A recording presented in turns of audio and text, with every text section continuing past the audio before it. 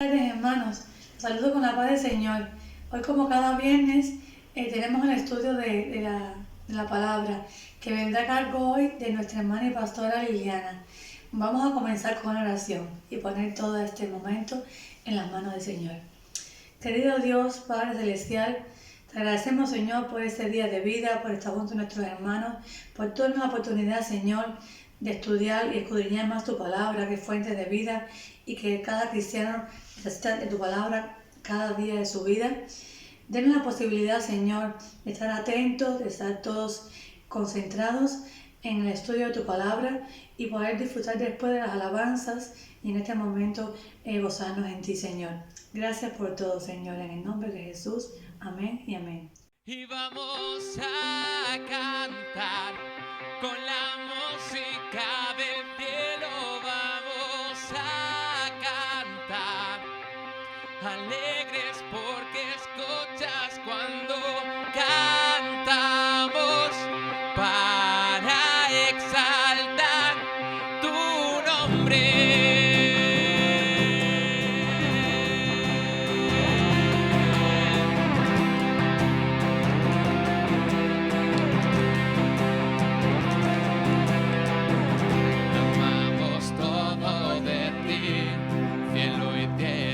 Te adoran, los reinos se rinden, Hijo de Dios, tú eres por quien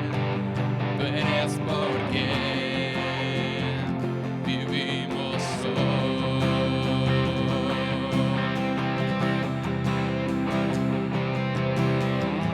Tú eres quien nos liberta, tú eres la luz que guía.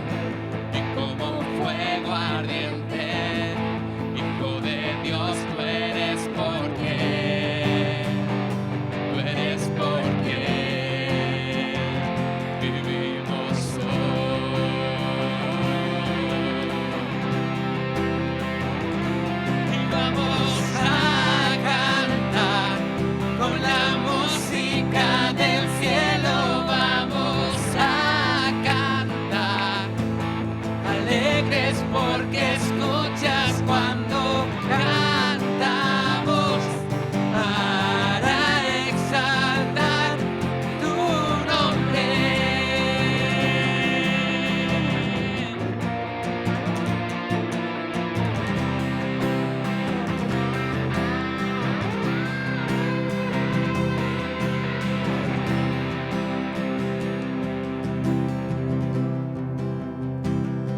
Y vamos a cantar con la música del cielo, vamos a cantar alegres porque escuchas cuando cantamos para exaltar tu nombre.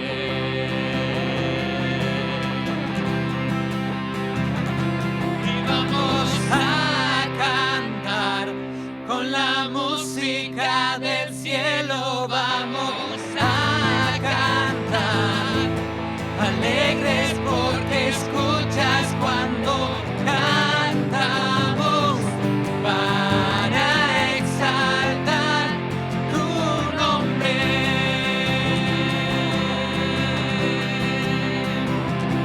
Y vamos a cantar con la música del cielo, vamos a cantar alegres porque escuchas cuando cantamos para exaltar tu nombre.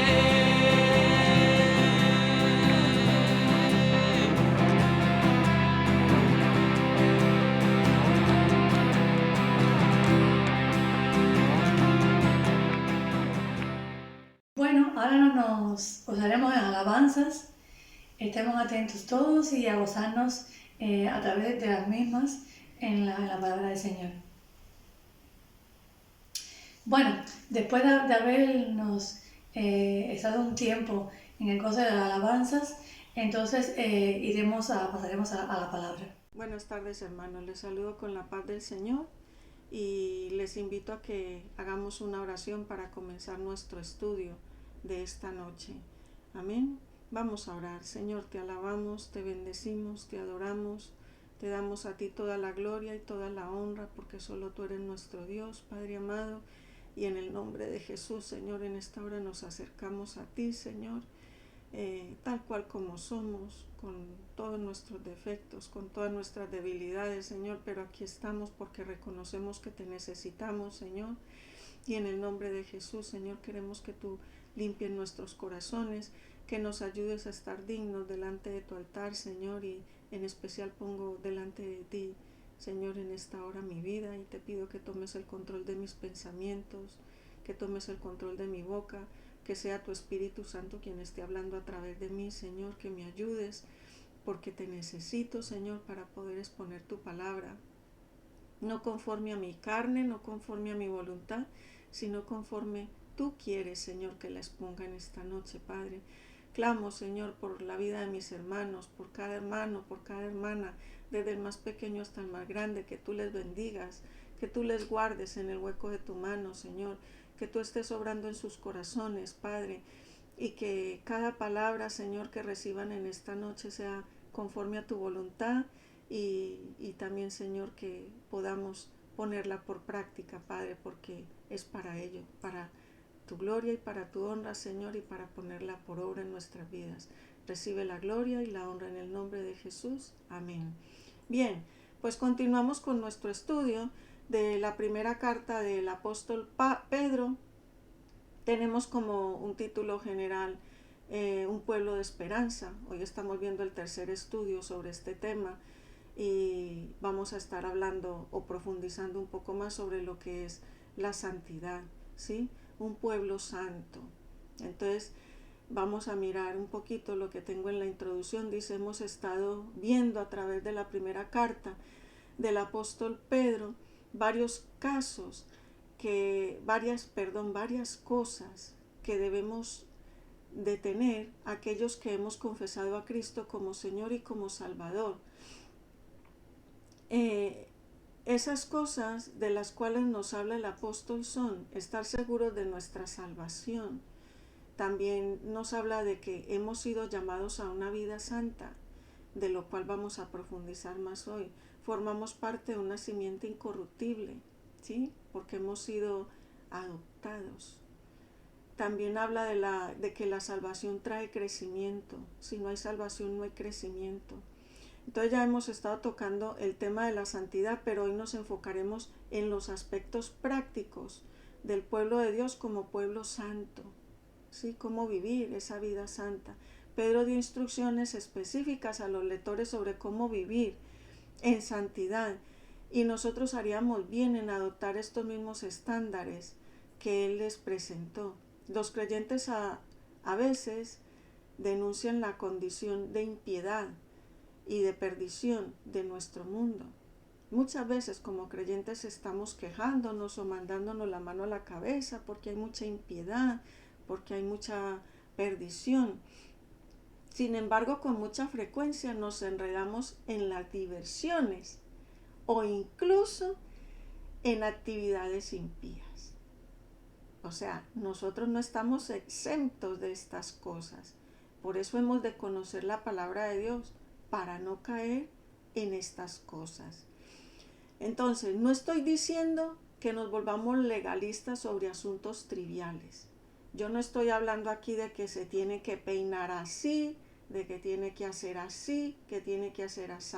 No vamos a hablar de esas cosas porque son asuntos triviales. Pero sí significa que debemos dar un ejemplo de vida piadosa a quienes nos rodean. Acordémonos que nosotros somos luz y somos sal en esta tierra. Entonces hemos de dar un buen ejemplo de vida piadosa para aquellos que no conocen al Señor Jesucristo. Entonces, el concepto de santidad puede parecer olvidado en nuestra cultura actual. Sí, hoy hablar de santidad no está de moda. Eso es del pasado, eso es muy antiguo, es un lenguaje muy ambiguo, Pero hermanos, la palabra de Dios se renueva cada día. Y en la palabra de Dios no hay nada que sea ni antiguo, ni ambiguo, ni mucho menos. Es lo que debemos de vivir como hijos e hijas de Dios. Entonces, las películas, la televisión y otros medios a menudo utilizan escenas sugerentes. Ya es que miran, solo hay que mirar los comerciales. Cada vez que tú te sientas a mirar la tele, con solo ver los comerciales ya tú sabes lo que están. No ofrecen el producto, ofrecen otras cosas, hermanos. ¿Sí? Escenas sugerentes, insinuantes y muchas otras cosas. Las normas de lo que se habla, el comportamiento en el ámbito público está menos restringido que en el pasado. Ahora a lo malo le llaman bueno y a lo bueno le llaman malo. Entonces, porque hay que modernizarse. Y para ser moderno tenemos que hablar conforme el mundo habla. Y no es así. Nosotros hemos de hablar como dice la palabra de Dios. A los que es sí, sí, y a lo que es no, no. ¿Vale? Entonces, la condición de impiedad de nuestra sociedad no es algo que deba sorprendernos, porque es normal. Aquellos que no siguen a Cristo ciertamente no seguirán su palabra. No hemos de sorprendernos por eso. Sin embargo, la condición en que vive la sociedad es una razón más para que los cristianos consideren lo que la Biblia habla acerca de ser santo y vivir un estilo de vida santa. Entonces, de esto es de lo que vamos a estar hablando ahora. Lo que Pedro escribió puede ayudarnos a comprender lo que significa ser santo y vivir una vida santa. Entonces, ahora los invito a que vayamos leyendo en la palabra de Dios. En Primera de Pedro, capítulo 2, versículos del 4 al 8, y dice así: acercándoos a él, piedra viva, desechada ciertamente por los hombres, mas para Dios escogida y preciosa. Vosotros también como piedras vivas, sed edificados como casa espiritual y sacerdocio santo, para ofrecer sacrificio espiritual aceptable a Dios por medio de Jesucristo. Por lo cual también contiene la Escritura: he aquí, pongo en Sión la piedra principal, la piedra del ángulo, la principal piedra del ángulo, escogida, preciosa, y el que creyere en él no será avergonzado. Para vosotros, pues, los que creéis, él es precioso, pero para los que no creen, la piedra que los edificadores desecharon ha venido a ser la cabeza del ángulo y piedra de tropiezo y roca que hace caer, porque tropiezan en la palabra, siendo desobedientes, a lo cual fueron también destinados. Entonces, piedras vivas. Pedro se refiere a Jesús como la piedra viva. La persona puede elegir aceptarlo como el Hijo de Dios y recibirle como Salvador, pero también le puede rechazar, lo que lo conduce al juicio. Entonces, ahí están esas cosas, ¿sí? Entonces, tenemos ese libre albedrío de recibirle o de rechazarle, ¿sí? Como piedra angular. Él es el fundamento de nuestra vida y es el fundamento de la iglesia. Pedro escribió a las personas que continuamente se acercaban al Señor Jesús. Se refirió a él como una piedra viva, rechazada por algunos, pero preciosa a los ojos de Dios. En el versículo 4. En Isaías 28:16, el profeta mayor nos dice que Dios ha puesto una piedra angular en una ciudad llamada Sión, la cual se menciona más de 150 veces en la Biblia. Cuando se habla de Sión, se refiere principalmente a Jerusalén. Eso está en el Salmo 87, versículos 2 y 3. O específicamente al monte de Jerusalén. Entonces, como tal, se extendió a conceptos similares. La palabra piedra angular, ¿vale? Como por ejemplo el templo del Antiguo Testamento en el Salmo 2, versículo 6. El pueblo de Dios, Isaías 60:14. e incluso a Jerusalén celestial, en Hebreos 12:22. Pedro relaciona Sión con la audiencia original de su carta. Él los imagina a ellos y a todos los creyentes, a todos los cristianos, a todos los que hemos confesado a Cristo como Señor y Salvador, como piedras vivas. Él los imagina de esa manera, los cuales están siendo edificados como casa espiritual y sacerdocio santo, para ofrecer sacrificios espirituales a Dios por medio de Jesucristo. Versículo 5. En este sentido, los cristianos son el templo, son la morada de Dios, la cual el apóstol Pablo también describió en 1 Corintios 6:19. Entonces, lo que Pedro está diciendo es, tú eres el templo de Dios, y eso también lo dijo Pablo. Somos piedras vivas, estamos siendo edificados en el amor y en el temor del Señor. Y hemos de ser un ejemplo de santidad. Jesús es la piedra angular de esta casa, es decir, de tu vida y de mi vida. Versículos 6 y 7. Esta expresión es apropiada porque la piedra angular forma la base sobre la cual se mide y se construye toda la casa. No hay un lugar diferente para edificar, hermanos. Solamente en Cristo hay salvación, solamente en Cristo hay vida eterna.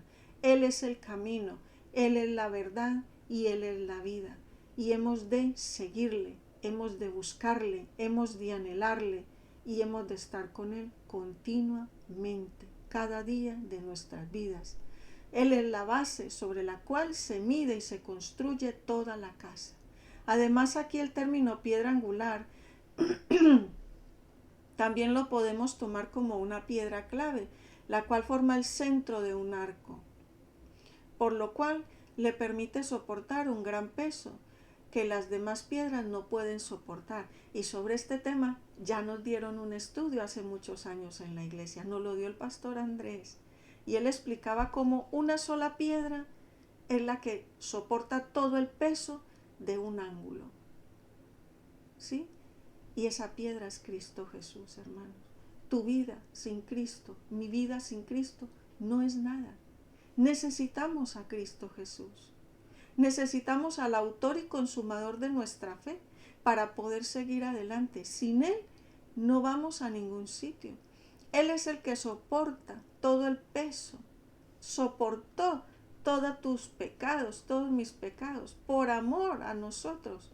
Fue a la cruz del Calvario, hermanos. Entonces hemos de ser consecuentes con esto.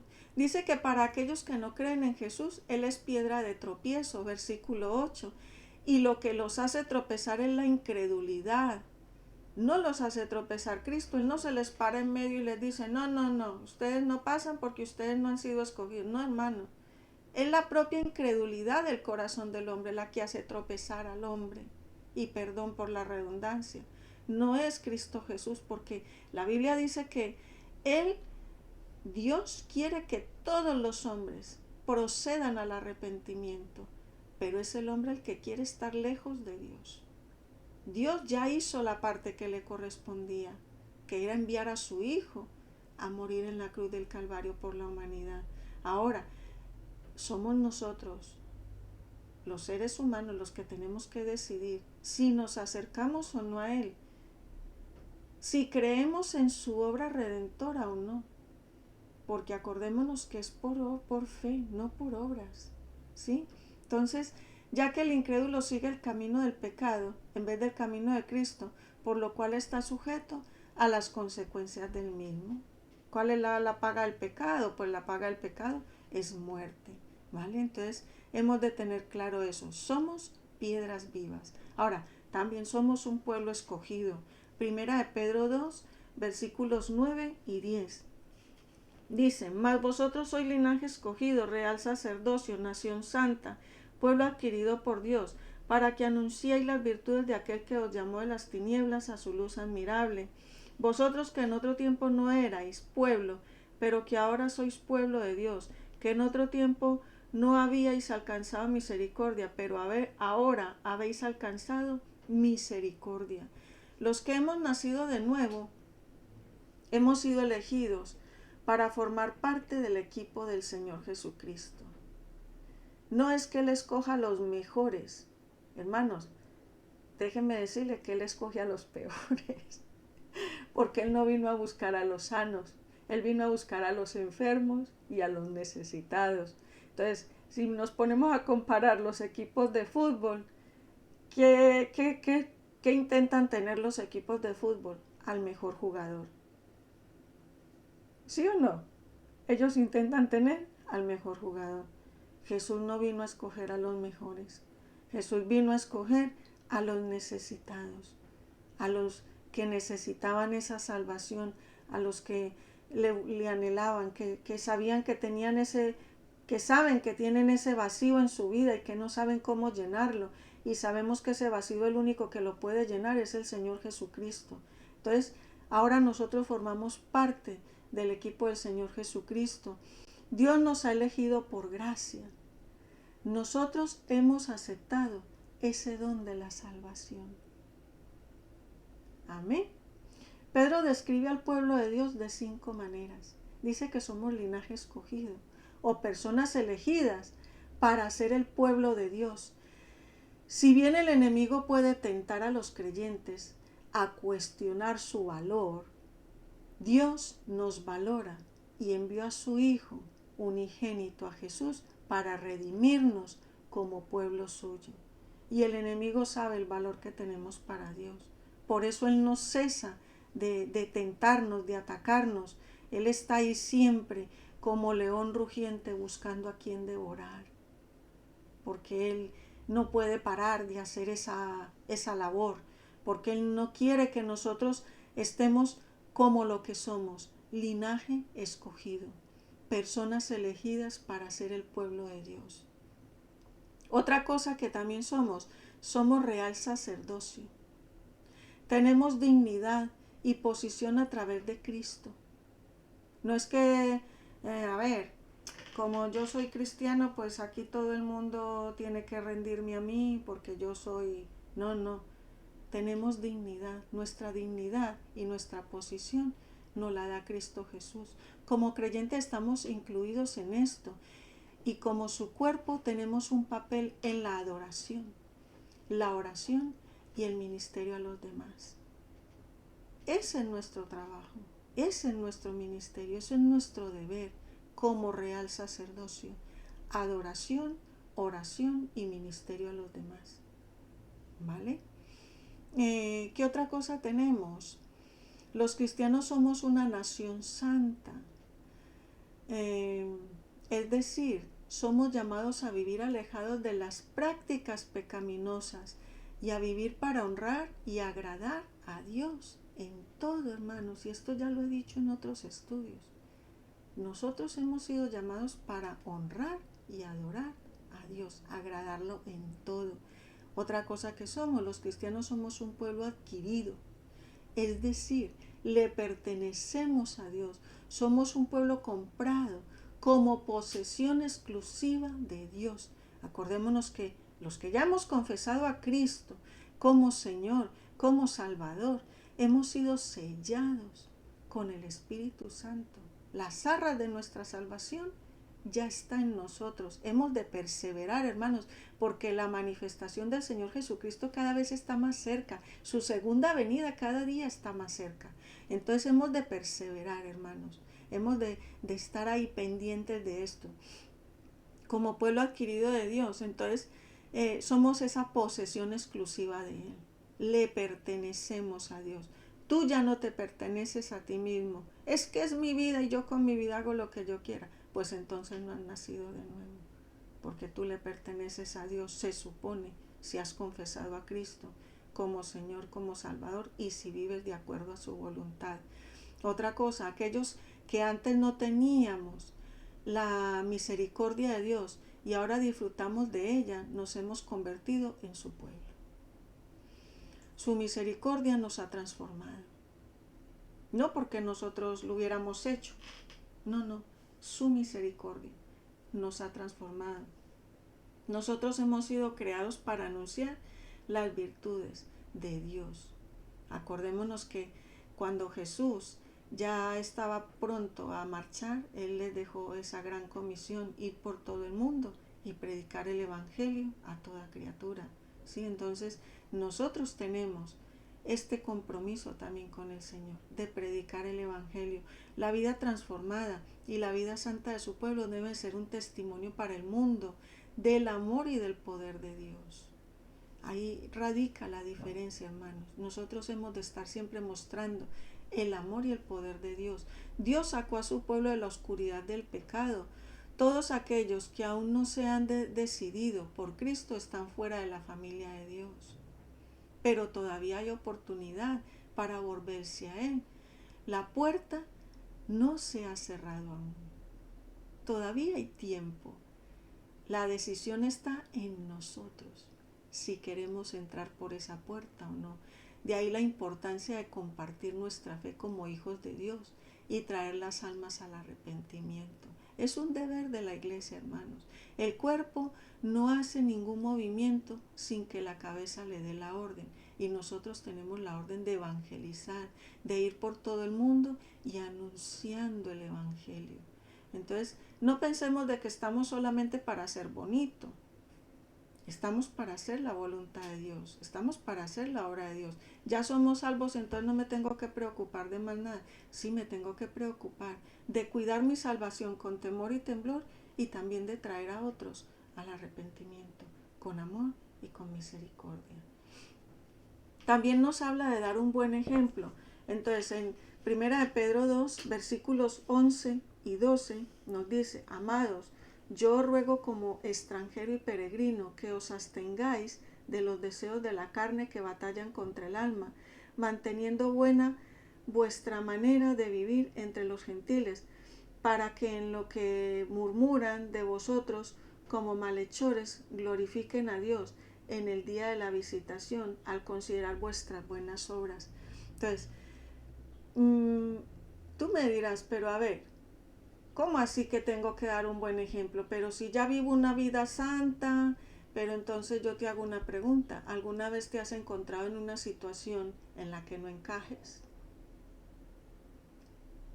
Es una pregunta que yo te hago a ti hoy. Por ejemplo, cuando vas de viaje y te encuentras con otro idioma, con otra cultura, con otras formas, ¿qué haces? ¿Cuál es tu actitud? Como pueblo de Dios que navegamos por este mundo, estamos llamados a considerarnos a nosotros mismos como extranjeros y peregrinos. Nosotros ni deberíamos tratar de encajar en este mundo. Es que no deberíamos de tratar de hacerlo, hermanos, porque cuando tú tratas de encajar en las formas del mundo, pierdes a Cristo de vista, te apartas de Él, literalmente. Y te lo dice una que estuvo apartada muchos años. Entonces, lo que hay que hacer es no tratar de encajar en este mundo. Lo que sí debemos hacer es tratar de invitar activamente a quienes nos rodean a unirse a la familia de Dios y prepararse para vivir con Él. Porque acordémonos que cuando Él se manifiesta en gloria, hermanos, vamos a partir con Él. ¿Estás preparado para ese día? ¿Te estás preparando? Es una pregunta que yo te hago y que te la dejo ahí para que tú la medites, ¿sí? Pedro describió a sus lectores como extranjeros y peregrinos, versículo 11. Estos términos no solo hablan de cómo los creyentes tenían que vivir entonces, sino de cómo debemos ver nuestras vidas ahora. Tú y yo somos extranjeros en esta cultura en que nos ha tocado vivir. Somos viajeros, vamos de paso, no somos residentes permanentes en esta tierra. Acordémonos de eso, que esto va a pasar, cielo y tierra pasará. Somos peregrinos porque vivimos en una cultura que no es la nuestra. Es verdad que vivimos acá y hemos de respetar las normas y respetar las formas, pero siempre sabiendo que no pertenecemos a este mundo.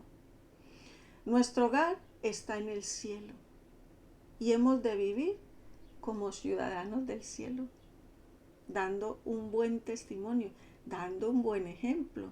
Eso siempre lo debemos hacer. Debemos tener un compromiso serio y resistir los deseos carnales que los inconversos a nuestro alrededor aceptan fácilmente. Mientras ellos los aceptan, hermanos, porque no conocen al Señor y les da igual, a ti no te debe de dar igual. Acordémonos que de la abundancia del corazón habla la boca, y muchas veces de nuestra boca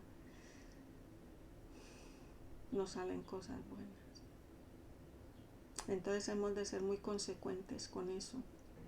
Pedro explicó el problema de ceder a tales deseos. Estos deseos chocan con los deseos espirituales, ya que tales deseos combaten contra el alma de los creyentes.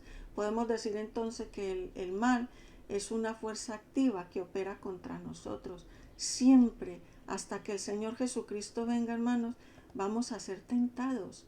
No nos olvidemos de eso, que todos los días, hasta que el Señor Jesucristo venga, vamos a ser tentados. Pero no debemos ceder a la tentación, porque dice la Biblia, someteos pues a Dios, resistid al diablo y él huirá de vosotros. Pero también podemos evitar conflictos internos innecesarios al rechazar las cosas pecaminosas que provocan esta lucha interna. No debemos ceder a la tentación. Pedro enfatiza todavía más la importancia de mantener una buena manera de vivir. Versículo 12. La vida buena y piadosa tendrá un impacto muy real y positivo en el mundo impío en el que viven los creyentes. Si los inconversos no aceptan la vida santa que ven y que pueden llegar inclusive a burlarse de nosotros ahora, algún día podrán celebrar este estilo de vida. Por ese buen testimonio, ellos podrían ser alcanzados para la gloria de Dios. Entonces, mirad la importancia. Somos luz y somos sal en esta tierra. Y no debemos de perder de vista estas dos cosas que tenemos tan importantes que el Señor nos dio, como es el ser luz y el ser sal. La luz que alumbra todo el camino por donde va, y la sal que sazona con la palabra de Dios y con el buen hacer donde quiera que va. Amén. No como muchas veces que en el trabajo, en el colegio, entre los amigos, las conversaciones que salen de nosotros no edifican. Nosotros no hemos sido llamados para otra cosa que no sea edificar, hermanos. Y si son conversaciones que no edifican, marchémonos de ahí, porque no edifican, no glorifican el nombre de Dios, entonces no nos interesan, no nos deberían interesar. Pero bueno, eso ya cada uno, ¿vale? Cada uno hace lo que piensa y recibe lo que quiere. Amén. Otra cosa que nos invita, vivamos en sumisión y libertad. En 1 de Pedro, capítulo 2, versículos 13 al 17 dice: por causa del Señor someteos a toda institución humana, ya sea al rey como a superior, y a los gobernadores como por él enviados para castigo de los malhechores y alabanza de los que hacen bien, porque esta es la voluntad de Dios, que haciendo bien hagáis callar la ignorancia de los hombres insensatos, como libres, pero no como los que tenían libertad como pretexto para hacer lo malo, sino como siervos de Dios. Honrad a Dios, honrad a todos, amad a los hermanos, temed a Dios y honrad al Rey.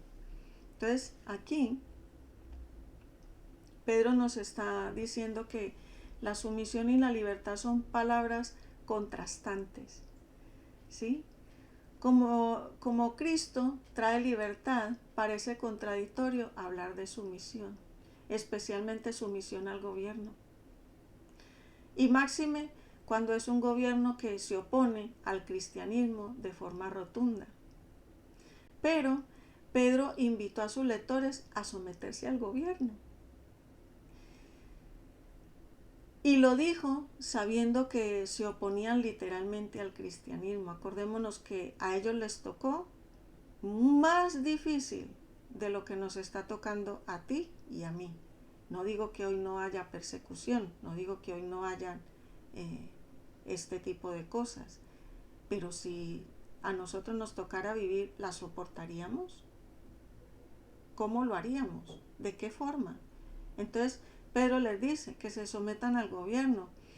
Dice que sabiendo que se oponían literalmente al cristianismo. Este mandato puede ser difícil de entender, especialmente en países donde la fe cristiana está en conflicto directo con el gobierno.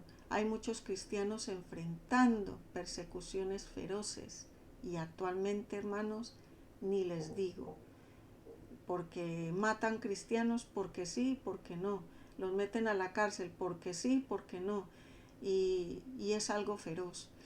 Muchos están en la cárcel, otros han muerto y tantas otras cosas difíciles que muchos de nosotros sabemos que enfrentan por el simple hecho de ser cristianos, pero a pesar de todo esto, Dios nos llama a honrar con nuestras vidas, a honrarle a Él con nuestras vidas, someternos y hacer las cosas medianamente bien. Lo que significa respetar debidamente a los gobiernos, aunque no estemos de acuerdo con ellos, dentro de lo cual también entra la opresión. Entonces, ¿cómo sabemos si debemos someternos a una autoridad impía o resistirla en base a nuestra lealtad a Dios? ¿Cómo sé yo que me puedo sujetar a un gobierno sin dejar de lado mi lealtad a Dios? Aquí hay un principio básico: sométete a la autoridad, excepto cuando las leyes conducen a la desobediencia. Cuando las leyes de mi país o del sitio donde yo vivo me dicen que yo puedo matar y no pasa nada, yo puedo robar y no pasa nada, yo puedo mentir y no pasa, pues yo no me someto a eso, hermanos, porque eso va en contra de la voluntad de Dios. Eso son principios básicos. Hemos de vivir como ciudadanos respetuosos de la ley, porque es la voluntad de Dios para nosotros los creyentes. Versículo 15. Al hacerlo así estamos acallando las bocas de aquellos que critican y que consideran nuestra forma de vida para Dios como una necedad. Para ellos nosotros somos tontos, somos locos, somos necios, estamos chalaos y tantas otras cosas, ¿sí? Porque piensan que nos negamos a contribuir constructivamente a la sociedad. Pero si nosotros pagamos nuestros impuestos, pagamos nuestro alquiler, pagamos nuestra hipoteca, pagamos, yo qué sé, los préstamos que tengamos, o sea, que nosotros no tengamos que ser vistos como deudores, sabiendo que podemos pagar. Eso, cuidado, porque también hay quien